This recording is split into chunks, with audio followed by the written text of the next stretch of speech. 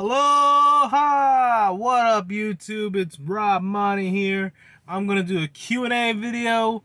Meanwhile, waiting for my folks who are actually in their doctor's appointment.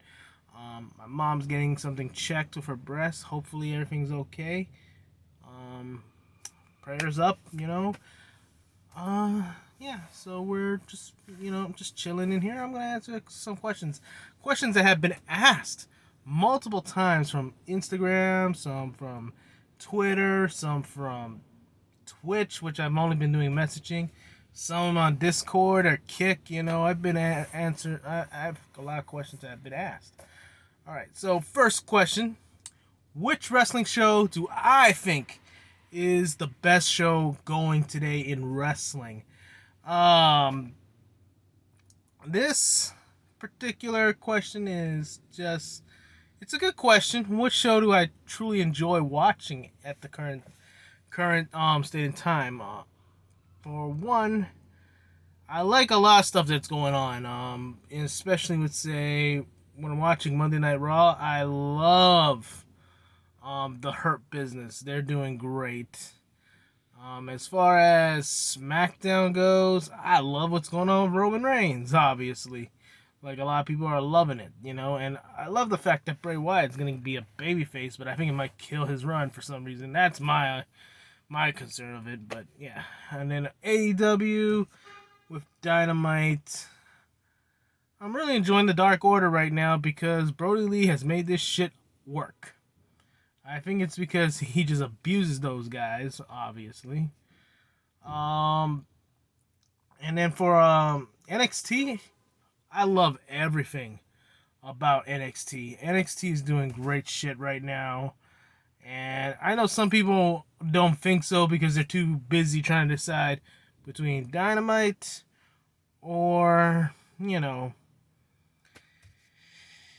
trying to choose between Dynamite or NXT. To me, it's like, I'm pretty sure the audience is pretty damn split. I mean, back when I was a kid, Monday Night Raw, Nitro, the shows were split. I mean, fuck, you had people jumping ship to watch Raw for Stone Cold, and then while that commercial's going on, they're tuning into Goldberg on WCW, or trying to find out what's going on with the NWO, or flipping back to see DX. I mean, guys, the audience is split in general, and I think if you put the two audience numbers together in fully, you'll find the real number of wrestling fans and people watching wrestling in general. But the one thing that I've been enjoying much more than NXT and Raw or SmackDown or even Dynamite lately, and I'm gonna be honest, I love the stuff that's going on in New Japan with Evil being the world champion and being part of Bullet Club, but I'm actually enjoying Impact more. I actually like Impact Wrestling's stuff going on right now. I don't get to watch it on Access as much. I end up catching it on, let's say, YouTube or Instagram or even just Facebook when they put up stuff. And I try to catch up on a lot of the shows that they are doing, and quite honestly, I'm enjoying Impact right now. I think they are the better show out of all the. It makes me fucking laugh my ass off because I'll be honest with you, about some of you who've been part of the channel for a long time or know me in real life, you probably know back from 2009 to 2017 or 16, whenever Matt and Jeff left to go back to WWE, I had nothing but honor, dismay for Impact Wrestling, TNA. I really hated watching their show. And for the main reason is because management at the time had no real vision. I think a lot of the fans today who know about Impact or followed Impact back then will know what I'm talking about as far as management, storyline. I mean, the talent was always great, but the show sometimes just sucked. Well, oddly enough, this past year, Impact has surprised me for the last year and a half. I mean, I'm surprised of how good they're actually getting right now. For one, I'm gonna say this: I love what they're doing with Moose being the TNA World Champion.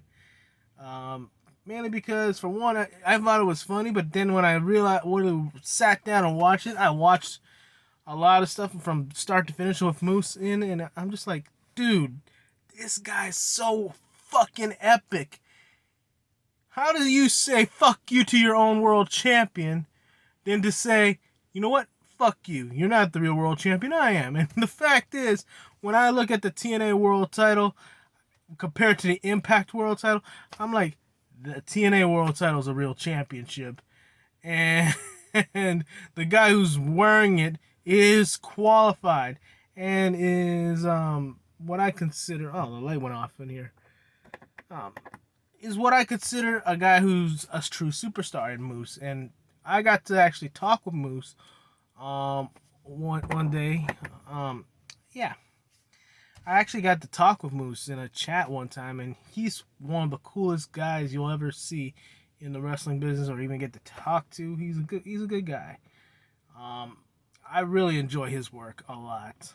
I also loved what they did with Tessa Blanchard as far as her going to being the the first woman to wear a world title in all of professional wrestling at the current moment, and I really loved that because she really, like, to me, she represents what a girl who has a lot of heart, that's not gonna take any shit from anybody, and just, she wants to be the best, and her in-ring work was great. My only gripe about it is, how do you let her beat Brian Cage? I mean, that's just my honest opinion, but hey, it's wrestling, guys. But when I look at it, Tessa had a good reign. Unfortunately, things didn't work out. As you guys know, I've reported that Tessa Blanchard, as is no longer part of TNA or Impact because of sad issues amongst Tessa and Impact. We will not cover that right now, but I'm gonna say, for what they did with her, that was great. Sami Callihan, I gotta say, I mean, at first I thought, man, what a pussy, but that's because he was trying to fight with Tessa the whole fucking time, and make it like a real fight. But, a lot of the stuff that Sami Callihan has done in Impact, I think being in Impact was a great decision and a great career choice for him to go. And quite honestly, the stuff that he did with Shamrock, the current stuff he's doing with Van Dam, and, I really believe Sami Callihan is a good character. I mean, I think he's like a modern day Raven. I also can say that about Mr. Coffin Dropper and AEW, and that's Alan Darby. But I think Sami Callihan is more of a serious version that I could consider. He reminds me of Raven a lot. That's just my honest opinion. And seeing what he's done, I love it. I just fucking love it. It's like he's a Raven and Chris Jericho put in one for some reason. I love what they've done with Rob Van Dam in the last year. Just because they went from hardcore legend to RVD being, well, yes, I'm everyone's favorite wrestler. The ego on Rob Van Dam, guys, is epic, and I fucking love it. Dude, Rob Van Dam is the one guy in Impact Wrestling that got a video banned. I mean, can you really hate Rob Van Dam? I can. I mean, quite honestly. And I love the attitude he's giving, saying, like, you guys love your Young Bucks. You guys love your Kenny Omegas. Well, if it wasn't for me, none of them would be in the business. Which, quite honestly, I'm like, you're right. You're right. People like you, Jericho and Hunter, yeah, or Stone Cold or Booker, guys, Rob Van Dam is living the living legend dream, and I think he's doing it better than anybody right now. I love what they're doing with Rhino and Hernandez fighting over Cash. And not to mention, guys, the Impact Wrestling roster is the most unique I've seen it in a long fucking time. I'm loving what they're doing with Good Brothers coming in, beating up Ace Austin. I love the Motor City Machine Guns coming back and just doing their thing and being the top Impact Wrestling Tag Champions. The whole thing with Eddie Edwards and Eric Young and Rich Swann is very contemporary in my opinion. And then I like the revival of their women's division because, for one, they got Deonna Purrazzo doing great shit as a technician on their stuff.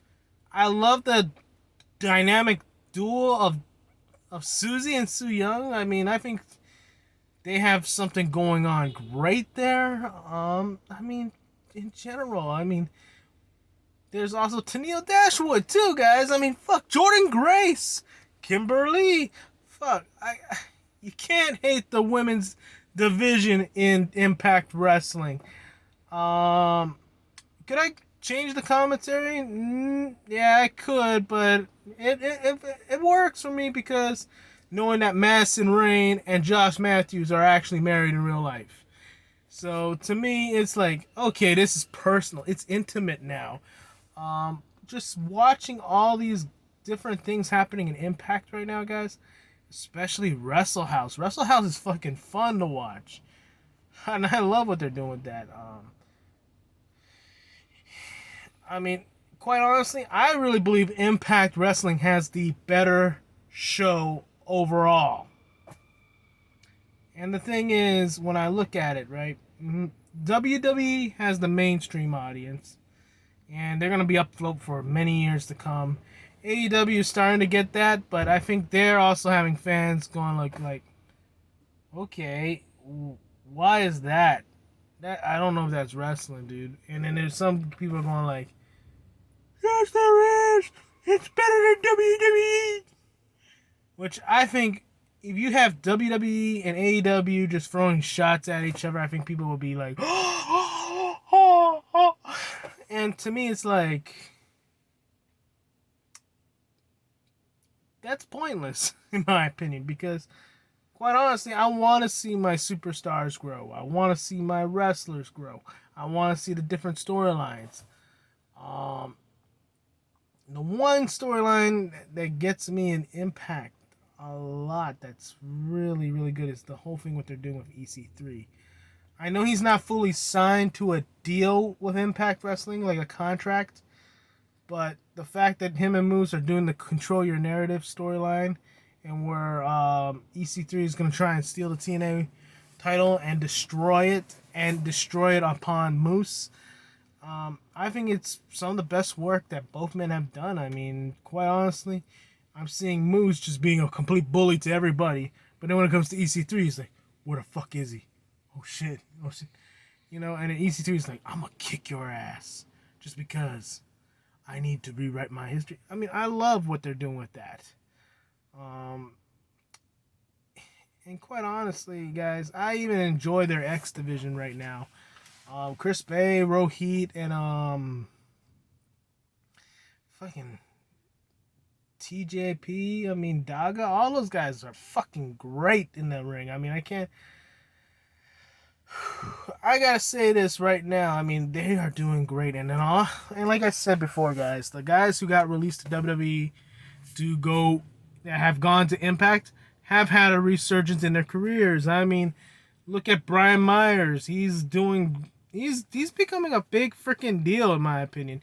Heath Slater. I wouldn't be shocked if Heath wins the Impact World Championship in the future. You know, I mean, just because, you know, the fans love Heath. They love him. They just fucking do.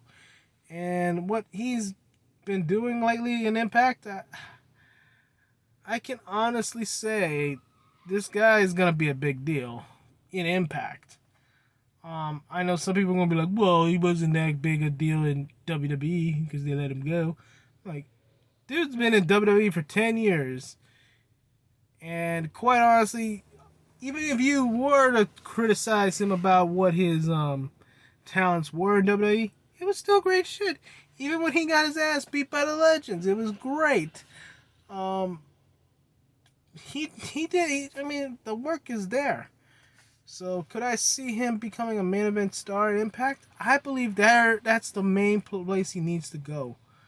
Um, as far as the Good Brothers go, I think this helps them more than anybody because, for one, when I look at Carl Anderson and Luke Gallows guys, I mean, they've done everything they could in New Japan and they still want to go back to New Japan. I think AEW is still pissed with them because of them and AJ signing with WWE last year before their releasal. But I say Impact is probably where they need to be because they need to gain back that dominance that they had. And I'm gonna say this, folks. I mean, just to be fair to Gallows and Anderson. I mean, because I know some people are gonna shit on their WWE run just because they just want to be negative and all that shit. But if Gallows and Anderson, if you guys are watching, you guys ended your WWE run in tenure on a high note. I mean, you guys got to work with Taker and AJ at WrestleMania. I mean, that's a big fucking deal. And I think that helps you guys wherever you go. Whether it be New Japan, AEW, it don't matter. And quite honestly, I think Gallows and Anderson need to, if anything, should try and gain that dominance that they had on the wrestling world before WWE. And the fact that they were in that Boneyard match puts them in a good place within the wrestling world outside of WWE. And then on top of that Talking Shop Mania was fucking hilarious, guys. Fucking hilarious. I mean, guys, I'm honestly, for a fan of wrestling, I probably would be on WWE side in the WWE versus AEW, but I'm gonna tell you straight up, guys, Impact has the better show. They have more contemporary storylines going on. It's intricate. I feel invested in the characters that they're putting out there. I mean, the fact that Rich Swann, I mean, is, you know, he went into retirement, and now after Eric Young has defeated Edwards and Dreamer and tried to pile driver Alicia Edwards, after injuring Rich Swann, and now Rich Swann wants Eric Young for Bound for Glory, I'm just like, damn, that's awesome. So, and I think it works well because if Rich Swann gets that payoff and becomes Impact Wrestling World Champion, I would definitely vouch for that. I mean, that's cool. And I know somebody's gonna probably bring up Ace Austin and Madman Fulton. I'm like, well, that's a revival for Fulton's career. Ace Austin's got something there. I think he'll be a future world champion, in my honest opinion. And then what else? What else going on in Impact that I like? Oh, the fact that they have Willie Mack, guys. For fucking Mack. Oh man, for all of you guys who don't know who Willie Mack is, I encourage you to go watch Willie Mack. You'll love him. You'll love the dude. Oh man. Yeah, and here's the thing too, guys. I had to compare. I think one day somebody asked me, what do I consider better in the women's wrestling world, the WWE wrestling or the AEW wrestling? And quite honestly, I had to be honest, and that was Impact has the better women's division right now. I mean, in the fact of the matter is this is how I rank them. WWE's women's division is number one just because of all the big name talent they got and what credible ability they have in the ring and just being able to pull off good matches. However, their storylines are a little bit off. And then when I look at Impact, it doesn't have the star power that WWE has in their women's division, but their storylines are epic. I actually enjoy the women's storylines in Impact more because it's like, okay, Rosemary and Su Yung are interconnected by fucking the undead realm, and then you also had Havoc being the big monster. Now she's connected to Neva because her and Neva have something going on there. Jordan Grace is probably like your John Cena of the whole entire women's division, and then you have Deonna Purrazzo, who's trying to be the biggest opportunist and the biggest technician. I think she's gonna be great in the ring. And you have Kylie Ray, who's like your Daniel Bryan. Um, and then you also have Taya Valkyrie, who is just an egomaniac woman because she is that damn good. On top of that, she's married to Morrison, apparently. Um, shoot. When I look at it, I mean, you can't hate Impact's women's division at all. I mean, they got some star power. It's not as big as WWE's, but the storylines and in between them all, like, I think Rosemary and Taya are gonna go at it one day because Rosemary's hitting on Bravo, and Taya is bossing around Bravo. It's a catch-22. Those two are gonna eventually have to meet one day. And then I look at Kylie Ray having her little friendship with Susie, which is kind of cute, but yet I think they're gonna have that moment where Su Yung comes out and Kylie Ray is gonna have to face her. Then you look at Deonna Purrazzo and Tenille Dashwood and Jordan Grace. To me, that's your traditional wrestling 101, where you bring your best contenders in the division and you put them up against each other. I think that's just great. Is there still some indie wrestling bullshit like how AEW has it? Yeah, but at least it makes sense when all those guys do all that stuff. It made me really enjoy it. I became more of a wrestling fan by watching Impact currently. In the current state of Impact, I'm actually becoming a fan more. And then when I look at the AEW women's division, I mean, it's like, all right, I like Sheeta. She's cute. She's hot. She can actually fucking wrestle. Riho, okay. I see you wanted to make her a champion, and Kenny is one of her best friends. I see why you did that. Nyla Rose, yes, because she's a monster, yeah. But I look at their women's division, it's like, this is a very lackluster division. You may have Allie on that damn roster, but why didn't you put the title on Kong first? And then another thing is, I think Brandy's still green in the ring. I mean, I think she'll be great and become a natural herself, but I'm not feeling it. What else? Chris Stanlander, I like the alien gimmick. I think she wrestles good, and she's kind of unique, and that's gonna help her in the long run. But it's like, come on, give her a storyline to where I can believe she's an alien. Blue Pants, Leva Bates. I know she can do good shit in the ring, but the fact that they made her a librarian makes me like, I'm like, what you talking about, Willis?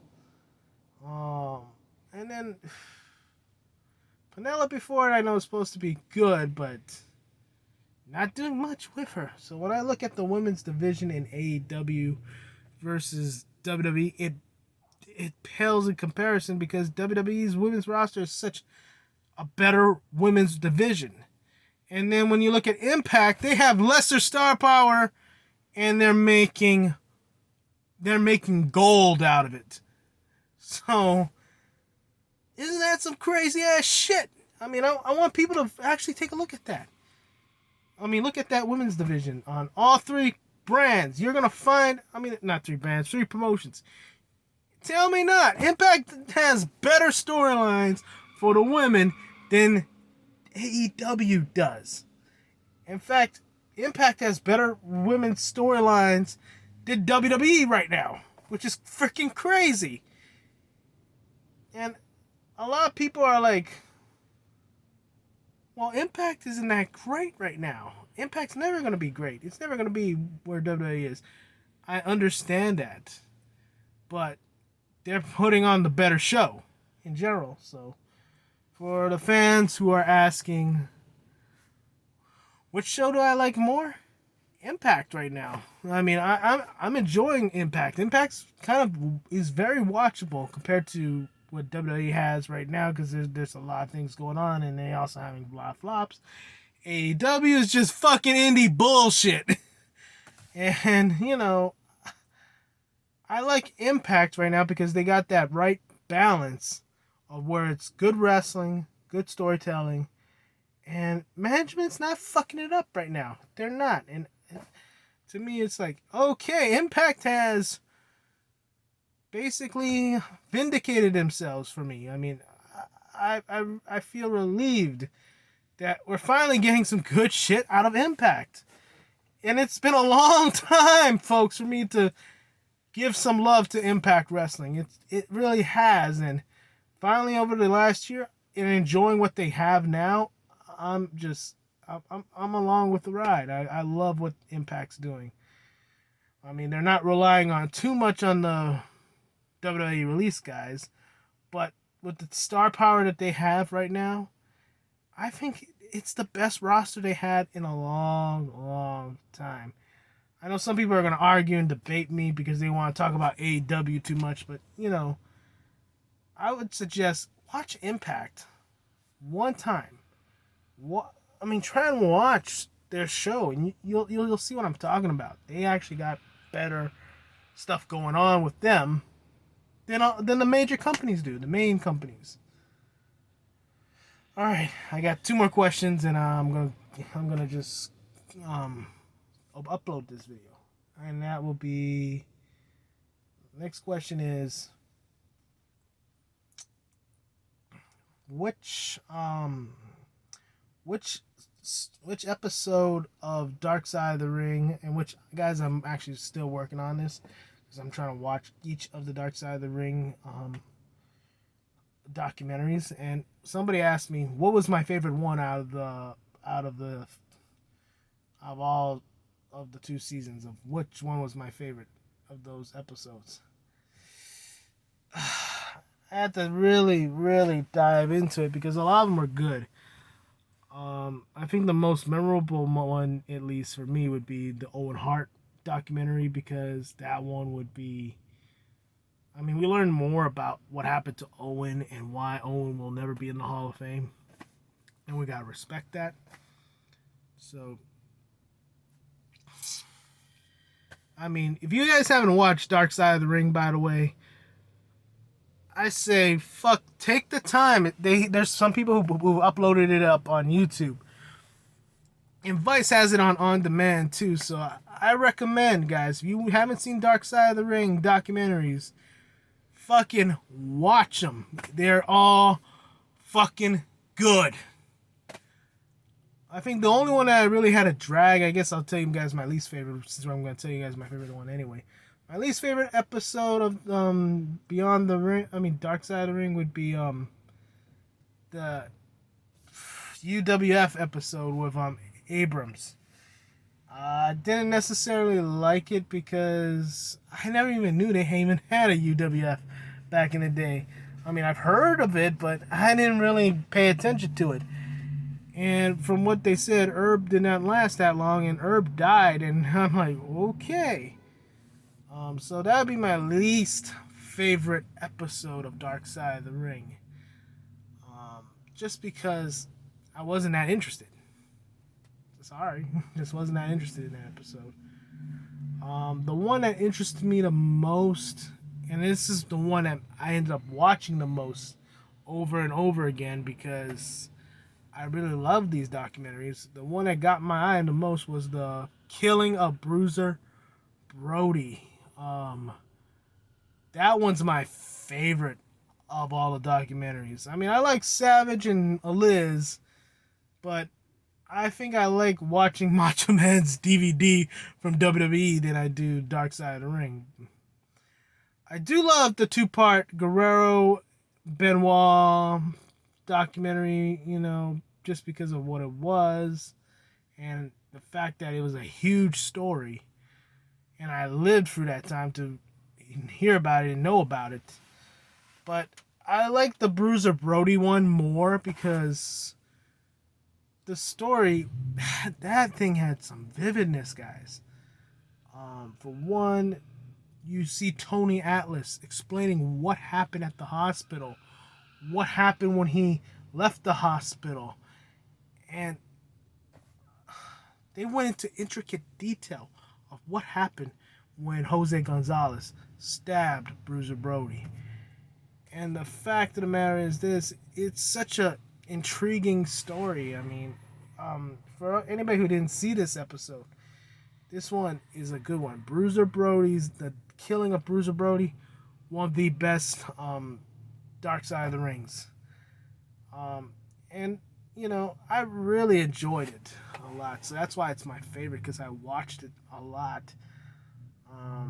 It makes me feel bad for what happened to Bruiser, because it just seemed like he was just trying to do his job, and then one guy fucked up with him, and then next thing you know, they got bad karma against each other, and then all this happens to him. It makes me feel sad, and what makes me even feel more sad is that Bruiser Brody's son didn't get as much moments with his father as much as he would have loved to.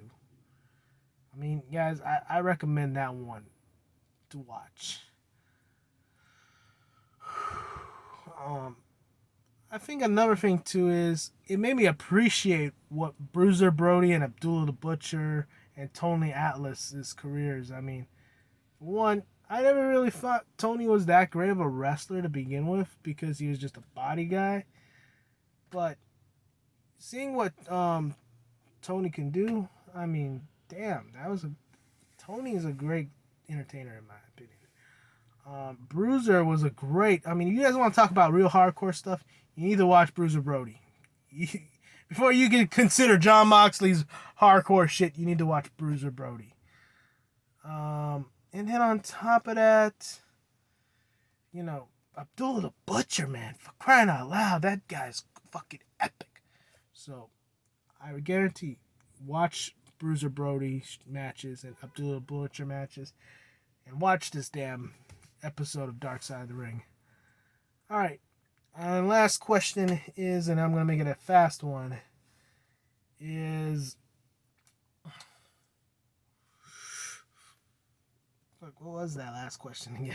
I don't remember. Oh, now I remember. Who do I consider the greatest Intercontinental Champion of all time? And I'm going to tell you, hands down, Chris Jericho. Just because Chris Jericho has won 9 Intercontinental titles in WWE and has won a extra Intercontinental title in New Japan. And Jericho really, really enhanced that belt from before. Honky Tonk did a great job being the greatest Intercontinental Champion of all time. Jeff Jarrett had the most reigns before Jericho, and I gotta say, Jericho's one of the best Intercontinental Champions of all time, and I would love to see Chris do more work. Alright guys, that will be it for today. I'm thinking about doing more of these Q&As, so I hope you guys enjoyed what my thoughts were, and I hope y'all have a blessed and wonderful day.